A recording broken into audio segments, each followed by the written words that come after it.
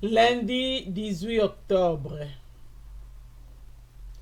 Ils crucifièrent Jésus là, et les malfaiteurs, l'un à la droite et l'autre à la gauche. Et l'un des malfaiteurs l'injuriait, mais l'autre répondant, les reprit disant, « Et tu ne crains pas Dieu, toi, car tu es sous le même jugement. Et pour nous, nous y sommes justement. Mais celui-ci n'a rien fait qui ne dût se faire. » Luc 23, 33 et 39 à 41.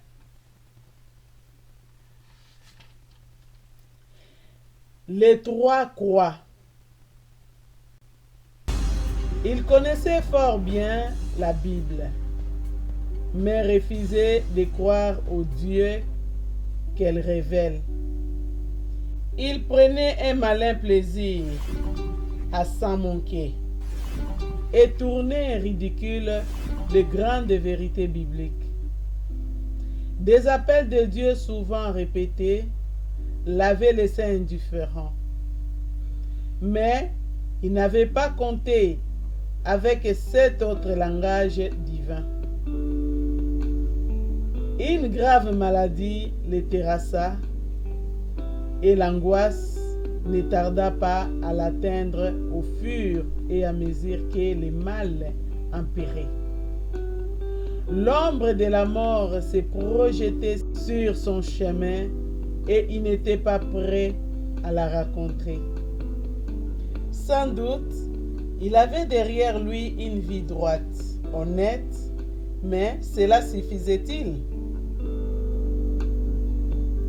C'était une vie marquée par les doutes, la négation, les refus obstinés de Dieu et de Jésus le Sauveur. Un soir, il appela près de lui son fils, un jeune garçon, mais qui portait attention aux choses de Dieu. « Donne-moi la main. C'est bientôt la fin. Le docteur me l'a dit. Toi, tu as la foi, pas moi. Et maintenant, c'est trop tard pour moi. » Il n'est jamais trop tard, répondit le garçon d'une voix émue. Le jour de la crucifixion, il y avait trois croix. Un malfaiteur injuriait Jésus, l'autre a reconnu ses fautes et a imploré la miséricorde du divin crucifié, qui répondant à sa foi, a pu lui dire, « Aujourd'hui tu seras avec moi dans le paradis. » Luc 23, verset 43. L'homme serra la main de son fils et dit, « Je l'accepte, le Seigneur Jésus. Je l'accepte, je l'accepte. » Des larmes roulaient sur ses joues, tandis que ses mains, peut-être pour la première fois de sa vie, se joignaient pour la prière. Dès ce jour et jusqu'à la fin, il témoigna d'une grande paix. Maintenant encore, Jésus ressuscité et glorifié vous offre le salut.